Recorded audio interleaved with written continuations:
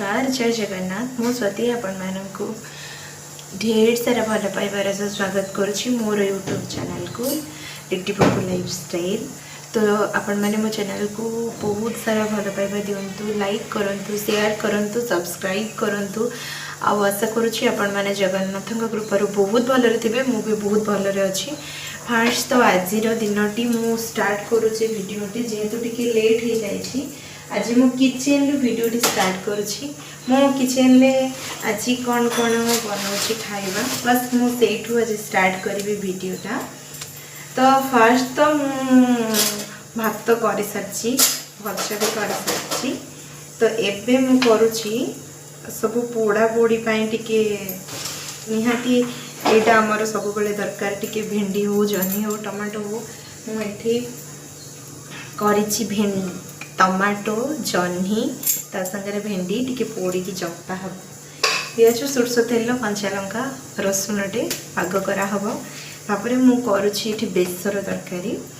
तो बेसर तरकारीटा केमती हुए मु आपण मानकु गोटे छोट शॉर्ट वे रे देखिबी मु केमती बेसर तरकारी करे। फास्ट तो मु आलू सारू ता संगे पोई नाड़ी आपण आड़े कौन कहते मुझे जाननी, बट मो पोई नाड़ी कहे। पोई नाड़ी टिके भेंडी देकी आंबुल देकी सी तरकारीटा बनैबी। तो फास्ट ये जेहेतु तेलटी गरम हो आसलानी, तेलटा गरम हो आसलानी, तो मुझे कौन करी ना पंच फुटण टिके से ऐड करदेवी।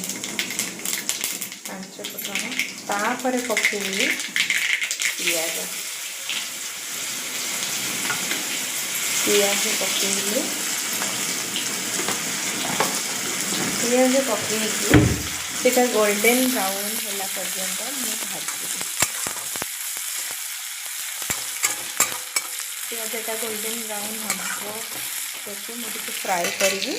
तो पियाज गोल्डन ब्राउन होला भितर मुझे सहित कथा भी आप मंडे कौन कौन रोषे कर मत निहाती कमेंट सेक्शन में जानते। और आपण मैंने मोर प्रीवियस सर्ट्स ब्लॉग को बहुत मात्रा भल पाइबा देते। आशा करी मोर ये ब्लॉग को आपने बहुत मात्रा भल पाइबा देते। तो कहुए जमी ओडिया घर गोटे बेसर तरकारी करदे खाइबार किसी मजा आएगा। तो सेमती आमर ओडिया घर बेसरटा है मेन। तो ओडिया घर जब बेसरटा हो ताले काम खत्म, भातटा पूरा कह गले उड़ब। तो एपटे पोड़ा दड़ा भी टिके